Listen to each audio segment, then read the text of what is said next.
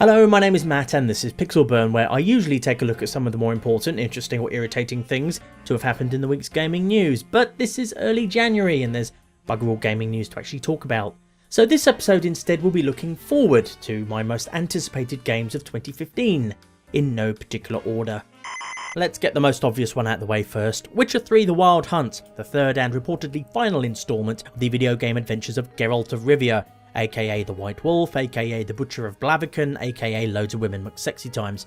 I got into the series with The Witcher 2 Assassins of Kings because I'm a weirdo who starts with sequels sometimes, and immediately fell in love with its grim, gritty setting of memorable characters, dubious morality, shades of grey and colourful language. Is where he sleeps, shits and wanks off while staring at the statuette of a she-elf. So the thought of all that, coupled with a vast, gorgeous open world that isn't just a bunch of radio towers strewn across a field, makes resisting the hype around Witcher 3 incredibly difficult, even for someone like me who keeps their enthusiasm permanently submerged in a mental ice bucket. It also doesn't help that CD Projekt Red have reliably shown themselves to be one of the good guys in how they treat their players, such as giving away 16 bits of DLC free to everyone who buys Witcher 3. No pre-orders required, no retailer exclusive nonsense or any other such crap. And while I was as disappointed as most people about the game being delayed twice, I'm happy to take that as a sign that CD Projekt Red care deeply enough to make Witcher 3 the best game they can, and look forward to playing it when it's finally released in May,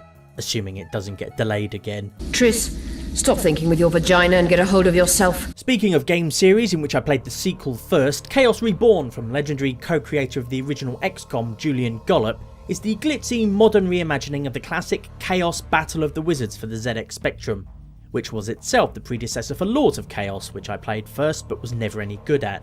Back in the day when you could get an entire game on a cassette tape sellotaped to the front of a magazine, like I did with Rebel Star 2, also by the legendary Gollop brothers, and which I played years before I ever touched the original Rebel Star. Anyway, enough wistful nostalgia. Chaos was basically Harry Potter meets Pokemon before either of those things were actually things, and Chaos Reborn keeps the basic premise. You play as a wizard fighting other wizards in turn-based battles by casting spells and summoning monsters, which can be real or illusionary. Real monsters are harder to summon than illusionary ones, but illusionary monsters can be taken out with a single hit from a disbelieve spell. Spells and summons also have an alignment, either lawful or chaotic, and casting spells of a particular alignment shifts the cosmic balance towards that alignment, making further such spells easier to cast. Chaos Reborn will also have a single player mode inspired by Civilization 5, where you explore procedurally generated magical realms, either solo or with a friend, uncovering treasure and defeating enemy wizard kings, making it even more like Lords of Chaos on the ZX Spectrum, which I'm pointing out purely as an excuse to use more old specky game footage like this. Moving on, this wouldn't be a video of my most anticipated games if it didn't feature at least one horror game, and that's my cue to mention Soma by Amnesia developers Frictional Games.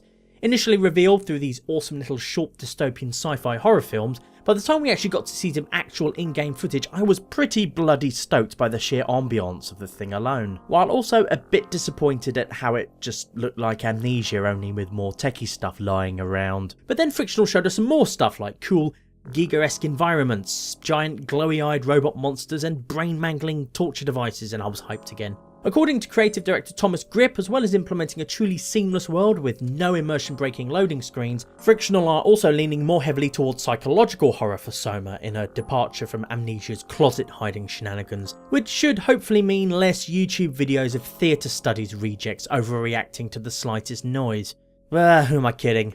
People would churn out videos of themselves pissing their pants over Return to Bloody Zork if they thought they could make a quick buck out of it. Want some rah? Course you do.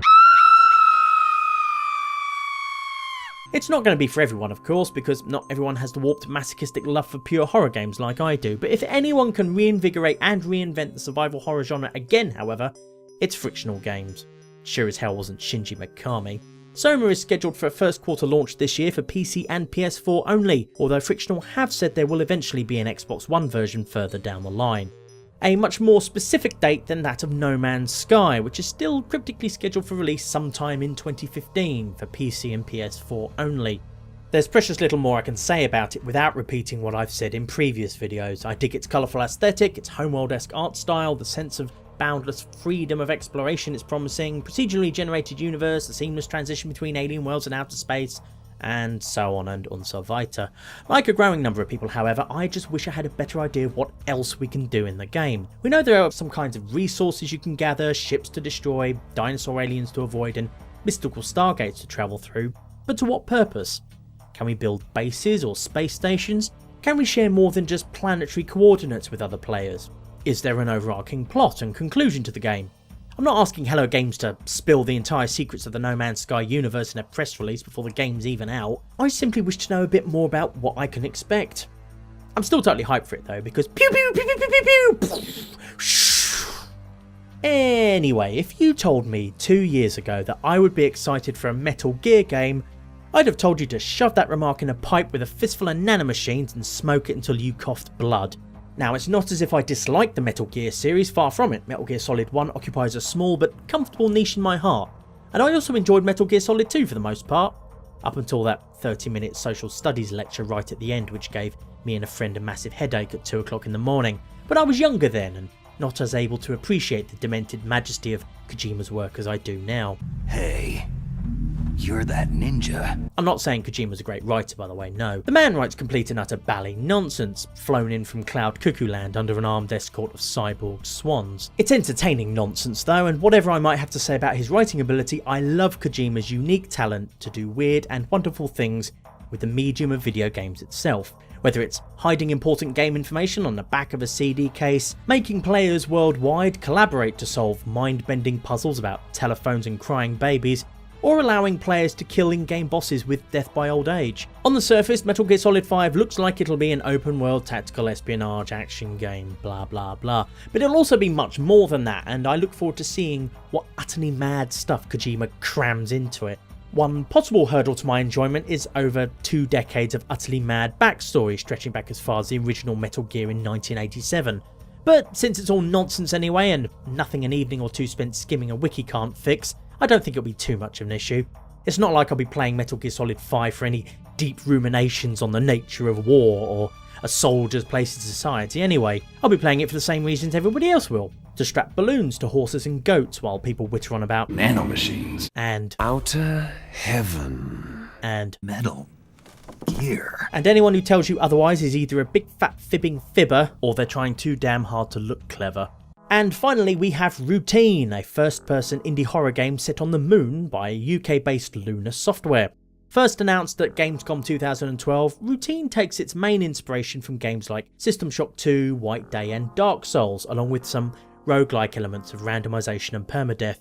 The basic premise is that you play a bold space technician dispatched to the aforementioned moon base after all communications mysteriously cease, whereupon you discover the cause is something a tad more sinister than a wonky antenna. Everyone on the moon base has disappeared, nearly all the facility's robots have decided they want to be like Hector in the movie Saturn III, and horrible unspeakable squamous things lurk in the moon base's sewer system ready to pluck you from ladders and eat you.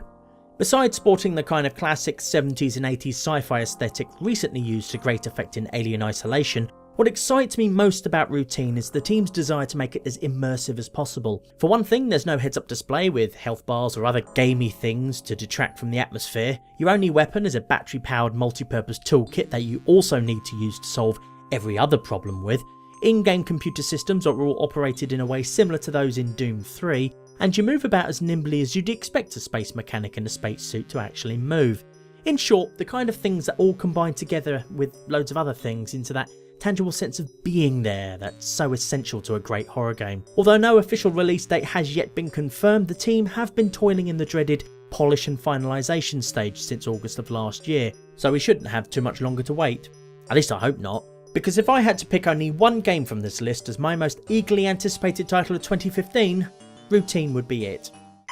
And that's it for this first Pixel Burner 2015. I know it's basically just the video equivalent of a BuzzFeed list, but if you still liked it then please do let me know, and let your friends, family and assorted concubines know as well.